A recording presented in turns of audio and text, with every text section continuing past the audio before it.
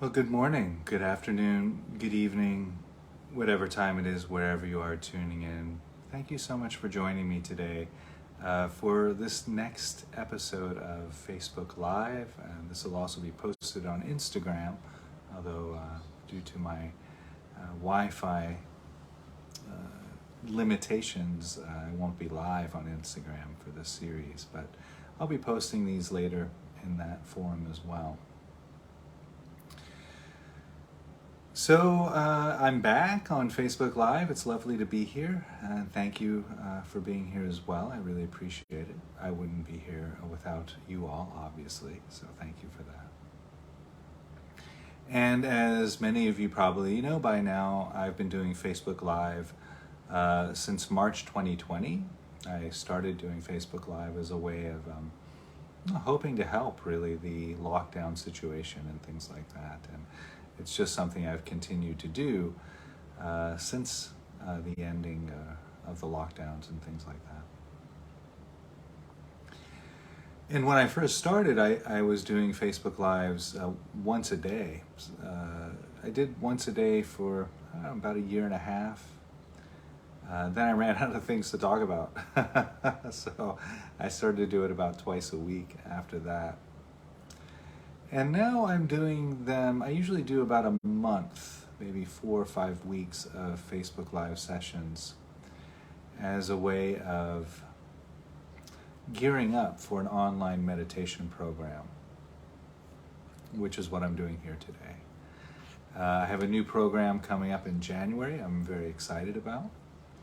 So I'll just speak a little bit about the program that I'll be offering. And then we'll do a guided meditation, and then I'll offer a little bit of a talk. So the upcoming meditation program that I just mentioned is entitled Resting in a Non-Reactive Space. Resting in a non-reactive space. And so it's really a deep dive into a profound state of resting, where in this state of rest, we recognize how things arise and pass, and so we don't need to be attached to them or identified with them, but we can simply allow these experiences to self-liberate. So I'll speak a little bit more about that in a few moments, but before I get to that, just a little bit of the details on the retreat program itself.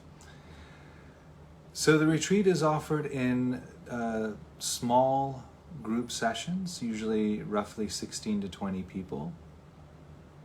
And they're all live, nothing is pre-recorded. So I'll be facilitating each and every session. The sessions are 2 hours apiece, and we meet twice a week. So it's an 8-week program. And again, nothing is pre-recorded, so I'm there with everyone and really working to facilitate the program completely live. So this runs January 3rd to February 25th, 2023, just right around the corner. And this is in USA time now, Tuesdays and Saturdays at 7 p.m. East Coast of America. So that's going to be 7 a.m. to 9 a.m. here in Thailand. And just adjust your clocks accordingly. If you have some questions about the times, you can always Google 7 p.m. in New York City is what time in the Philippines or France or wherever you are. And that'll tell you exactly the time that you can expect to be at the program. So that's the first section. There are 2 sections. The first section is designed to cater mostly to North America, but also I get some participants in that section, usually from Thailand or the Philippines, places in Asia, who like to have an early morning start to the day. Then there's a second section. That second section is designed to cater primarily to Europe or people in Asia who like a later start to the day. And that runs January 4th to February 26th, 2023. And we meet Wednesdays and Sundays at 8 a.m. GMT. So again, please do adjust your clocks accordingly. That's 3 p.m. to 5 p.m. here in Thailand, if that makes things easier in that way. So what's included? The retreats include a variety of guided meditations, a lot of Q&A opportunity, interactive discussion with your fellow retreat participants and myself.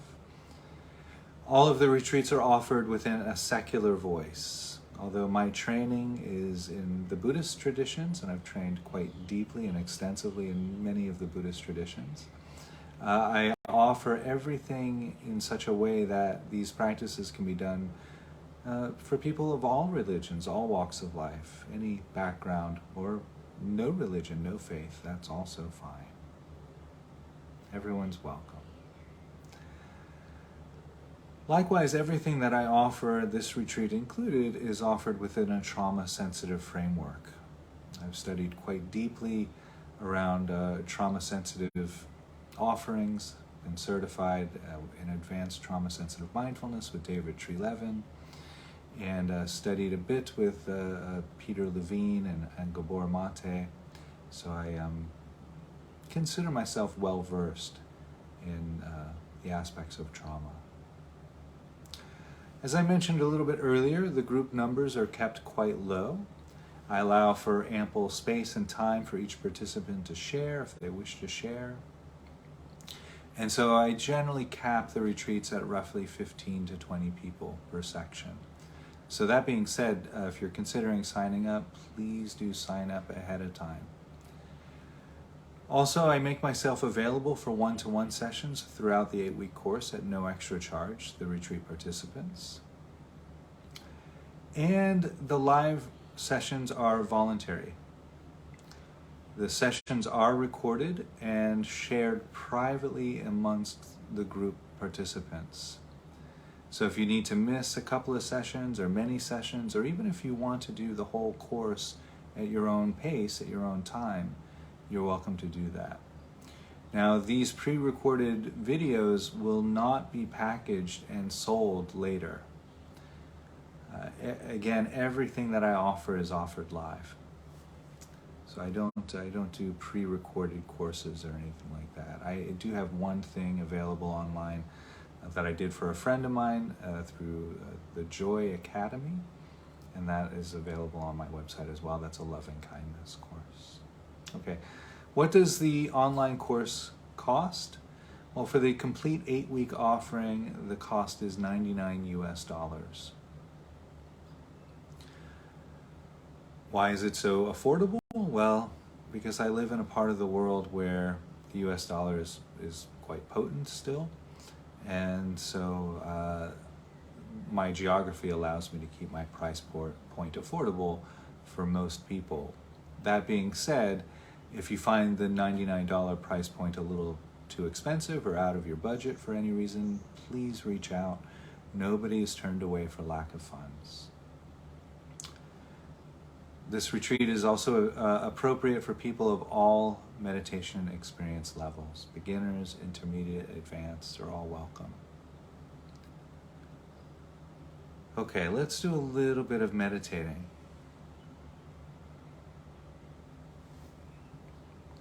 So this will be a resting meditation, and I'll be guiding the whole time. And then I'll do a little bit of a talk. So if you have any questions about the practice that we do, you might want to hang on to those, because maybe those will be answered in the talk.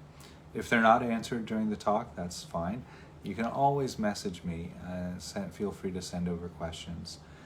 You can send them to my website, suchsweetthunder.org, where you can find all the retreat information as well there. Or you can send them to me through Messenger, or just post them on the comments underneath the video, and I'm happy to get to those questions. Okay, this will be a guided meditation into a deep and radical state of resting. I hope you enjoy.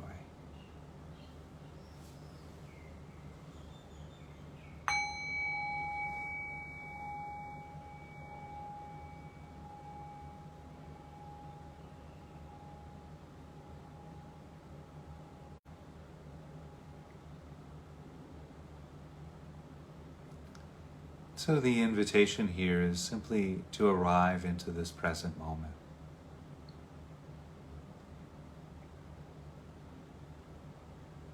And there are many ways of arriving and connecting to the present moment. And for this practice, I think we can start with the experience of the breath.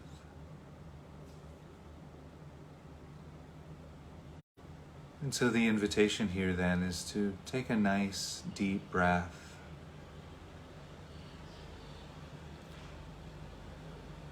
Really feeling into how the breath feels as it moves through the body.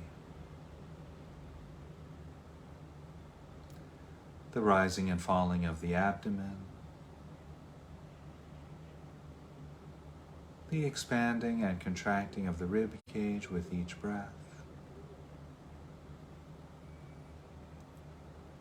Perhaps noticing the shoulders rising and falling as you inhale and exhale. The back moving out as you breathe in as you breathe out.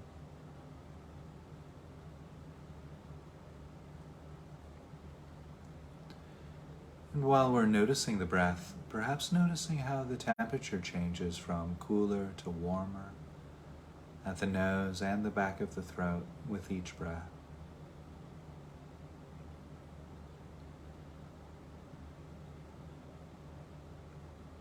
Resting, resting.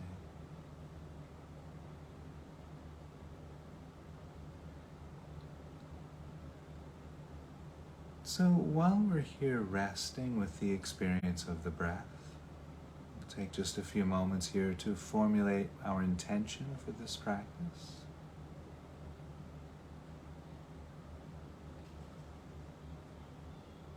So just noting here, perhaps our intention is to find this radical state of rest. May this practice help me rest. Or may this practice guide me to non-reactivity.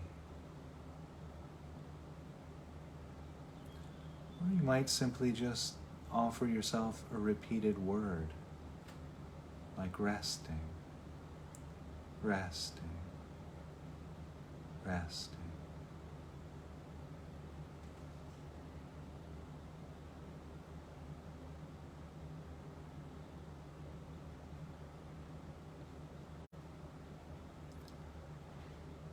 And so in the next breath or two then, we can gently put the intention for this practice into the background of awareness, while bringing into the foreground of awareness any sensations arising from the feet. Perhaps noticing the contact of the feet against the floor or the carpet or ground. Inviting the muscles in the feet to relax, rest, and grow soft.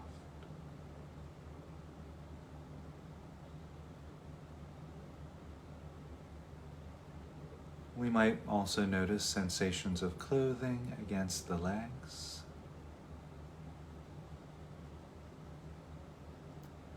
Inviting the muscles in the legs to relax and unwind, rest.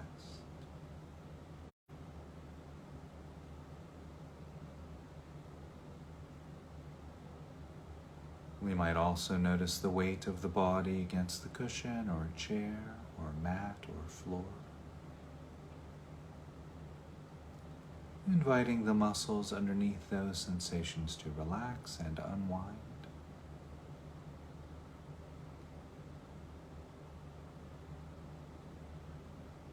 Perhaps noticing the hands resting against the body or touching each other. The arms resting against the body.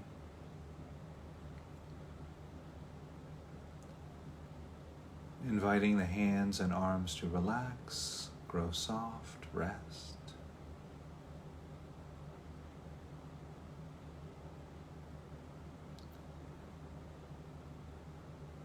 We might notice sensations of clothing against the back. inviting the muscles in the back to unwind, grow soft, relax.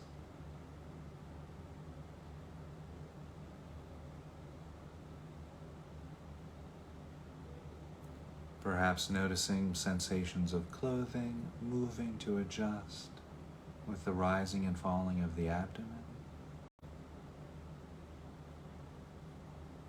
It's quite common for the human body to contain tension or stress in the abdomen. So just taking a few moments here to invite all of the muscles in the abdomen to relax, rest, grow soft.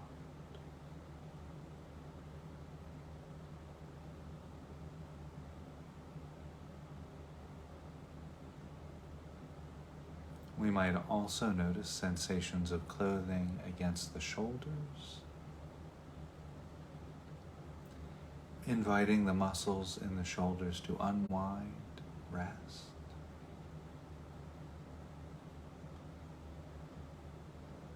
There may be sensations arising throughout the back of the neck and the sides of the neck, inviting the muscles in the neck to rest, relax.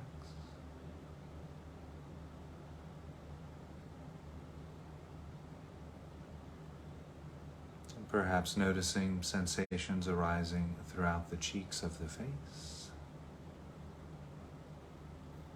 letting any tension or stress that's held in the face go.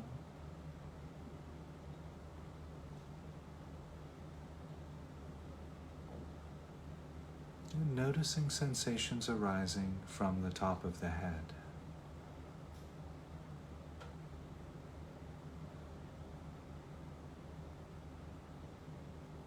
Resting,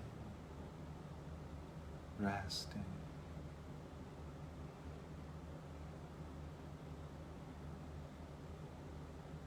And if at any point during the meditation you should connect with discomfort, before moving to alleviate the discomfort, whether that's an itch or an ache, pose the question, can I rest with this? Can I rest with this? If the answer is yes, then continue resting in the present moment. And if the answer is no, then move to alleviate the discomfort and return to rest.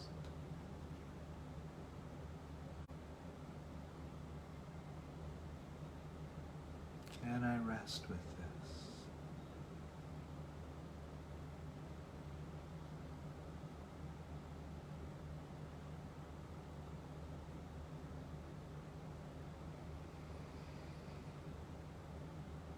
And from time to time, you could check your shoulders.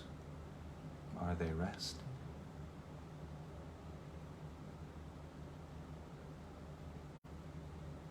Checking in with the muscles of the jaw, perhaps unhooking the jaw if it's tense.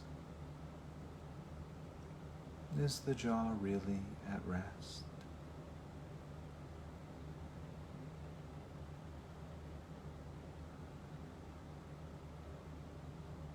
Checking in with the arms and hands. Are they resting?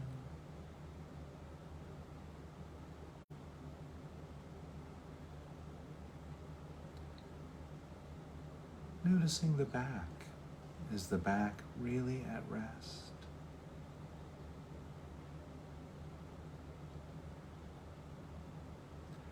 And checking in with the abdomen. Is the abdomen resting?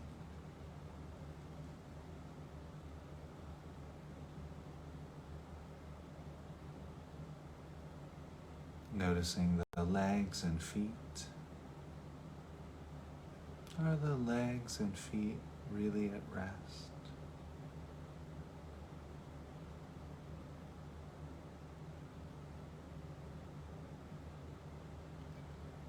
Inviting your body to rest completely.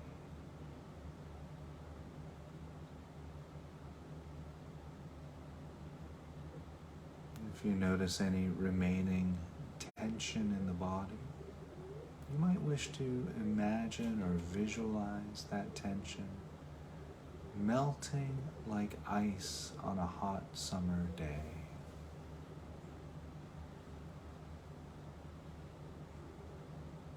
This tension in the body dissolving, melting through the skin, down into the cushion or the floor, soaking into the floorboards through the cement, letting that tension go all the way down into the earth. Letting go. Resting.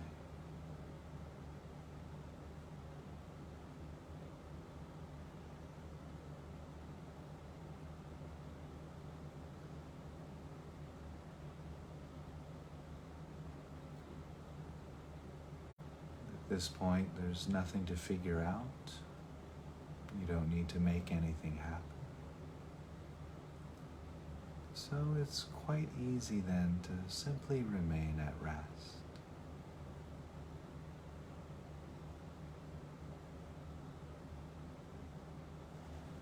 Resting in the body, resting in the mind, resting in the heart. Just rest.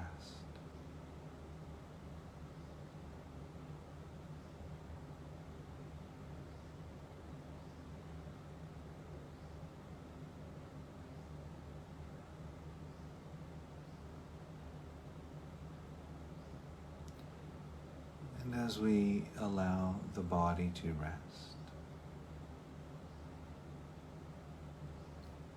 and we don't do anything with the body,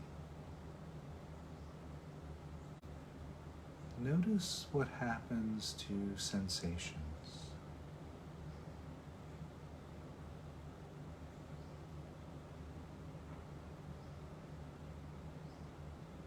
And you might notice how the sensations of the body arise and they pass. And we can remain at rest.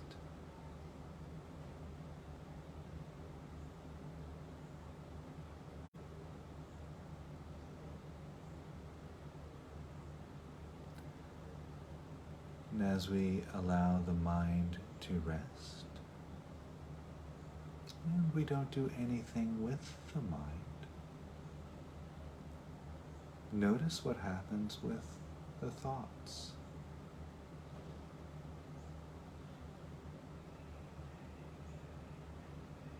And you might notice that your thoughts arise, they stay for a while, and then they pass. And you can remain at rest.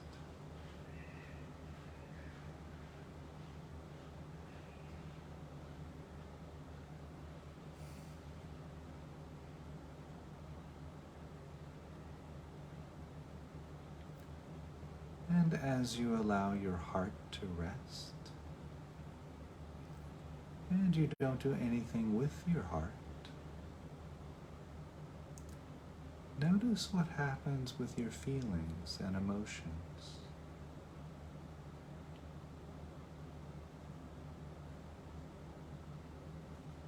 You might notice, as the heart remains at rest, these feelings and emotions arise. They stay for a while, and then they pass. And we can remain at rest.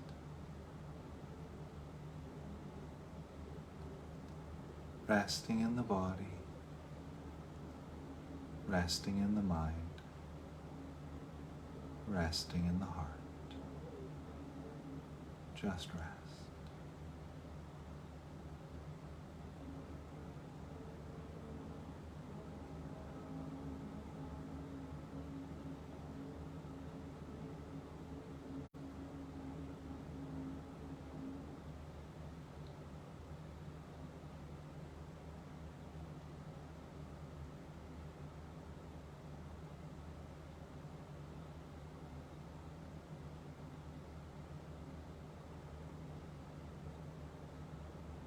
And as discomfort arises,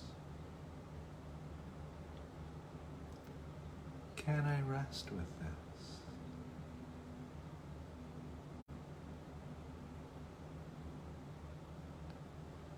Resting vast, open, and spacious like the night sky.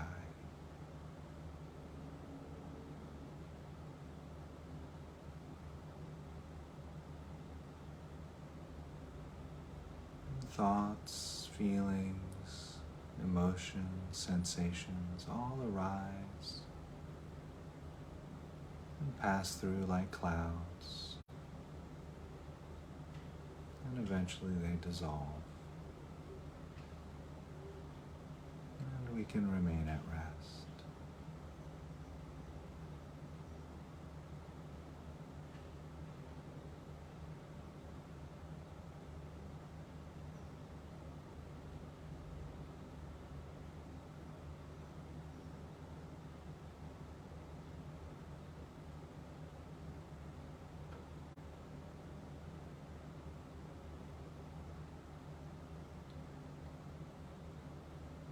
Not entertaining the past, not pursuing the future, not dwelling on the present. There's nothing to work at. There's nothing to control. And so we can remain at rest.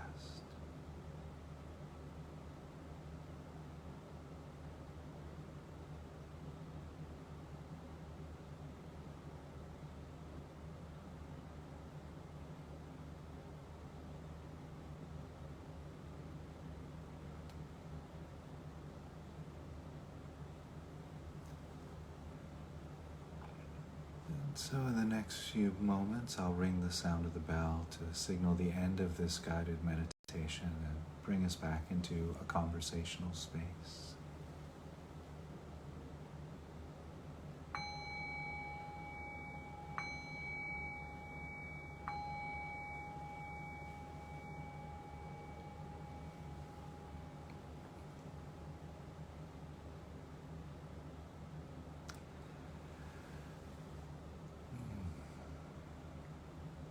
So if you were enjoying that meditation with me, it might be helpful then to just slowly reorient yourself to your surroundings, perhaps scanning the horizon. Lots of studies around how scanning the horizon, even if we're indoors in our own apartment or house, familiar settings, often scanning the horizon can provide a sense of calm for the nervous system.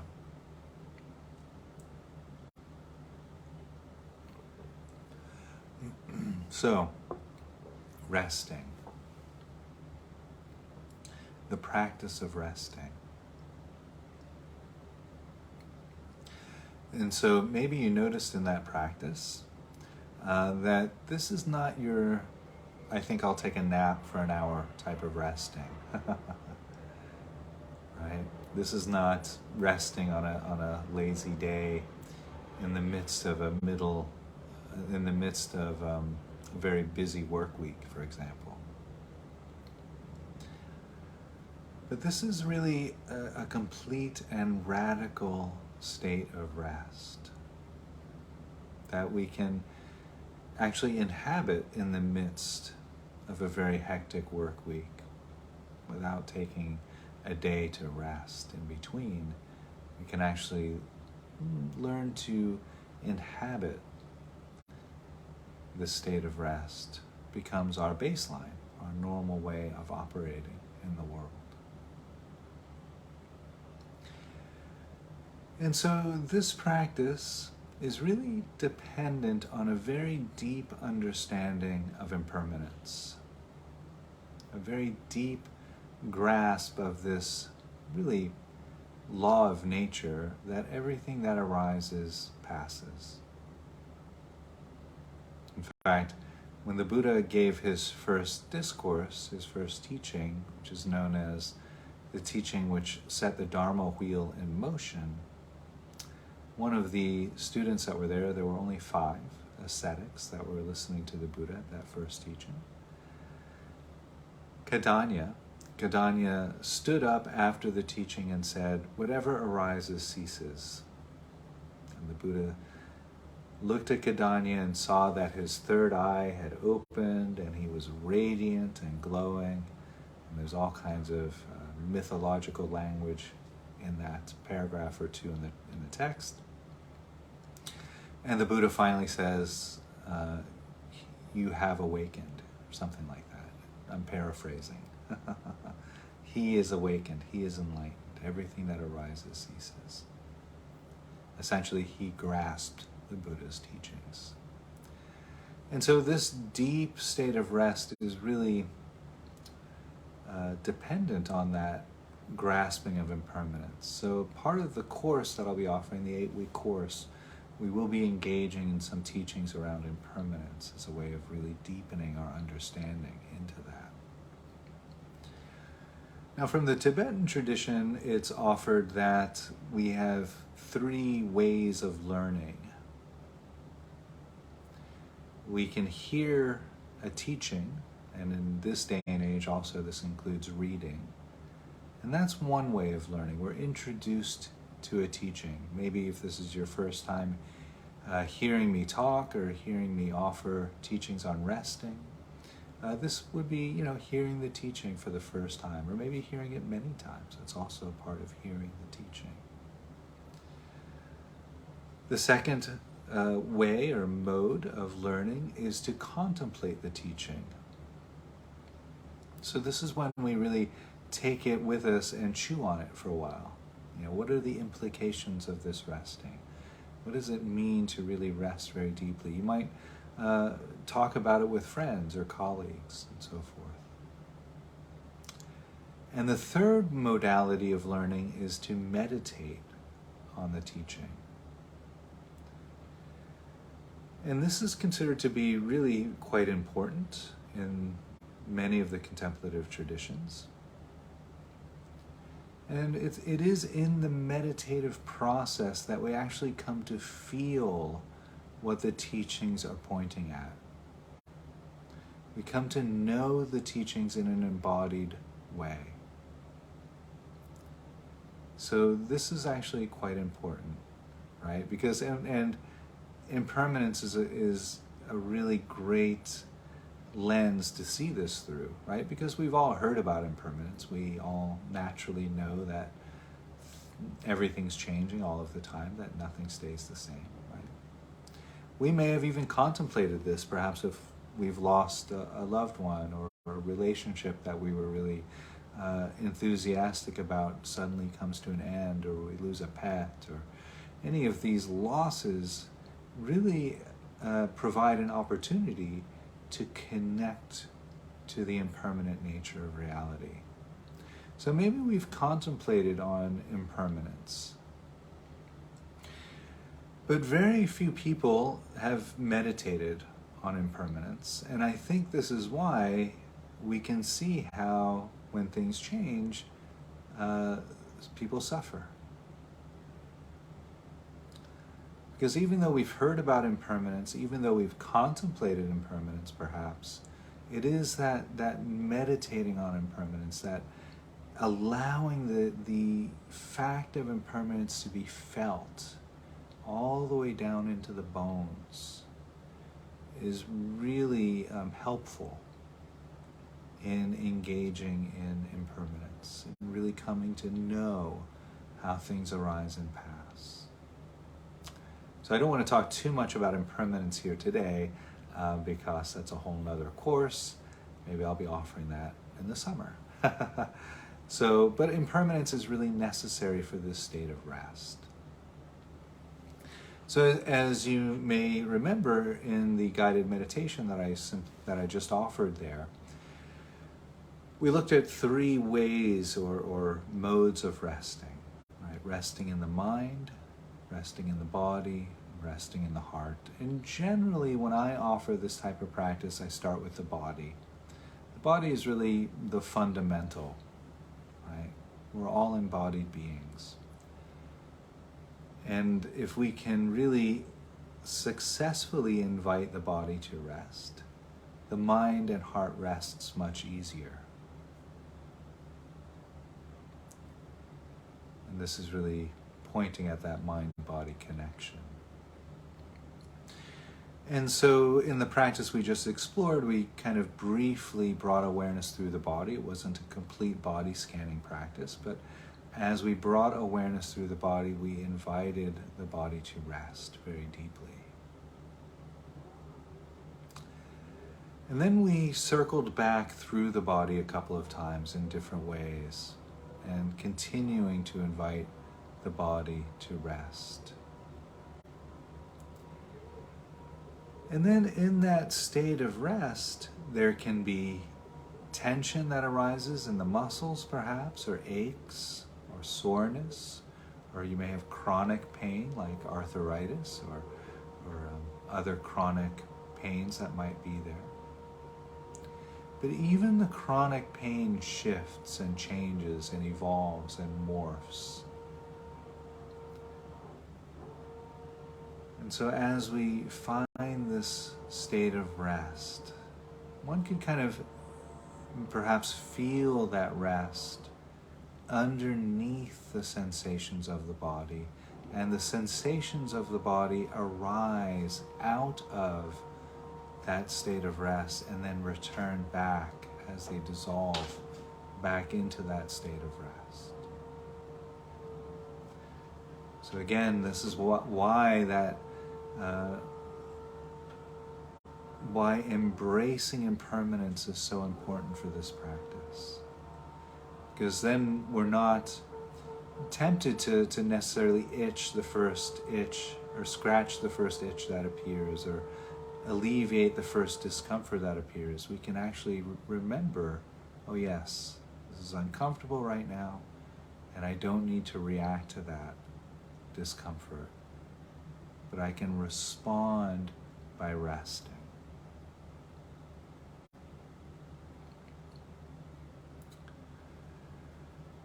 And then we brought awareness to the mind, the thinking, the thoughts, also the attitudes of the mind, the moods of the mind, things that arise in the mind that may be nonverbal.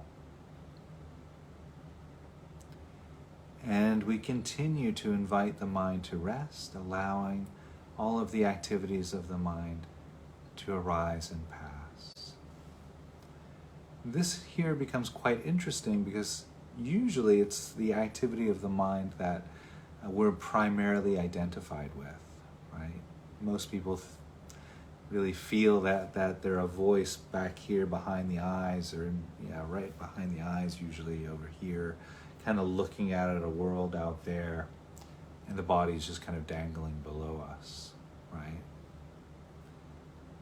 But as we experience the arising and the passing of the activity of the mind, our identity with the mind starts to loosen. We start to recognize that we're not the thoughts, but we're the observer of the thoughts. We're not the opinions and views that we might hold on to so dearly, but we're the one who's resting with those opinions and views. Those views, those opinions, they too arise, they stay for a while, pretend to be all important, and then they dissolve. Now they may come up again 10 minutes later, but they do have a lifespan.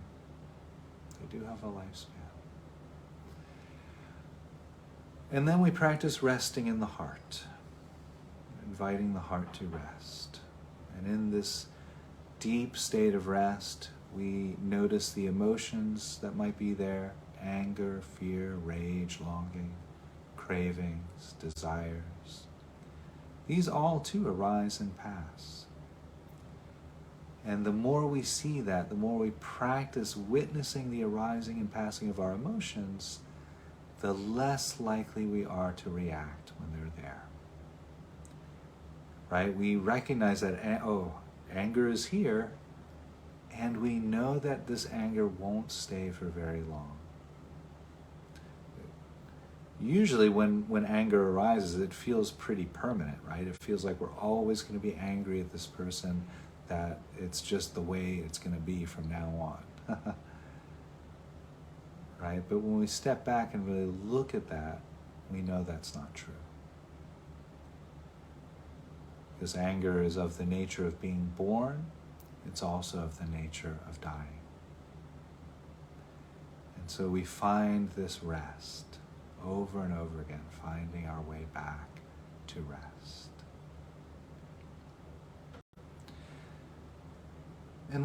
And just one more thing, and then we'll start to bring this to a close. I've gone a little bit longer than I intended to.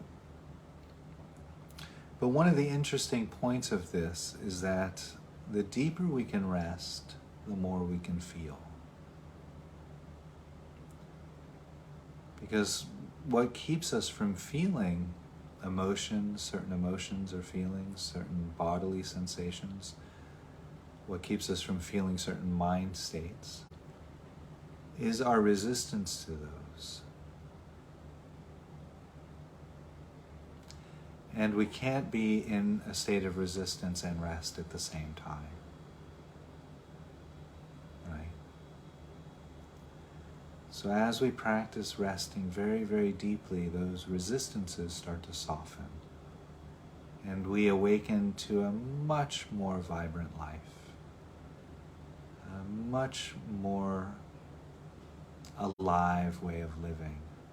A rich and full expression of humanity, complete with every emotion, filled with every bodily sensation, from the most pleasant and blissful to the most painful and the most painful.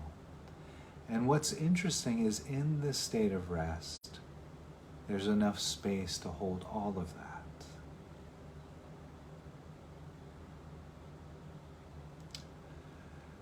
So I think that's all I've got to say. I hope you will join me for this 8-week online program. We start again the first week of January. For all the information about the online meditation retreat, please visit my website, suchsweetthunder.org. And I will be back here doing the same thing in a week's time. That's the plan anyway. Things change sometimes. But planning on doing this every Tuesday throughout the month of December. So I hope to see you there, and I hope you all have a beautiful week ahead. Thank you so much. Thank you. And I'll ring the bell to close us out.